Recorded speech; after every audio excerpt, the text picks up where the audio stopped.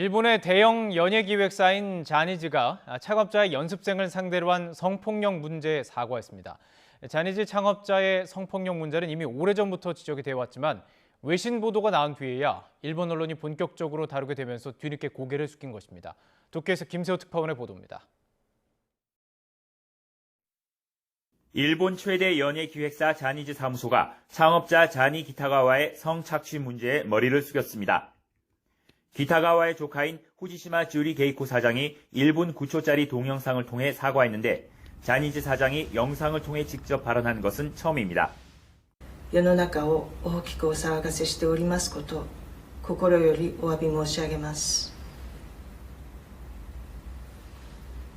何よりまず被害を訴えられている方々に対して深くお詫び申し上げます。 지난 2019년 사망한 자니 기타가와는 1962년 자니즈 사무소를 세워 아라시 등 유명 아이돌 그룹을 배출한 일본 아이돌의 대부로 불렸습니다.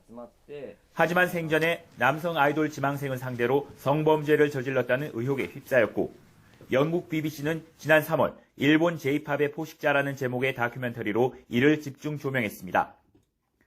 자니즈 출신 가수인 가원 오카모토도 지난달 외신 기자회견에서 자니즈에 소속되어 있던 지난 2012년에서 2016년 기타가와로부터 15회에서 20회 성적 피해를 당했다고 폭로했습니다. ジャニーズ事務所を辞めるまでにおそらく100回以上はジャニーさんのマンションに泊まり、他にもジャニーさんが滞在先で泊まるホテルのスイートルームに一緒に泊まったりすることもありました。合計で15回から20回ほどジャニーさんから性的被害を受けました。 자니즈 창업자의 성폭력 문제는 이미 지난 1999년 폭로가 있었지만 일본 주요 언론들은 대부분 침묵했습니다.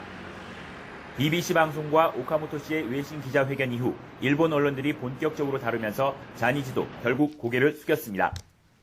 다만 자니즈는 창업자가 사망해 피해자들의 개별 고발 내용에 대한 사실 여부는 판단하기 쉽지 않다며 가해 혐의를 명확히 인정하지 않았습니다.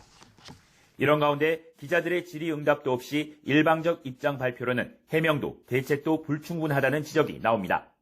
도쿄에서 YTN 김세호입니다.